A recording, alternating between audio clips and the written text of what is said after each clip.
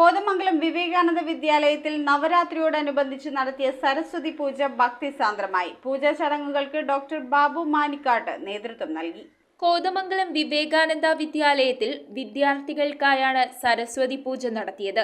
നവരാത്രിയോടനുബന്ധിച്ച് നടത്തിയ സരസ്വതി പൂജാ ചടങ്ങുകൾക്ക് ഡോക്ടർ ബാബു മാനിക്കാട്ട് നേതൃത്വം നൽകി. Head mistress Lini Sivan, administrator Sreedevi Murali, secretary Anil Nalumadam എന്നിവർ സംസാരിച്ചു.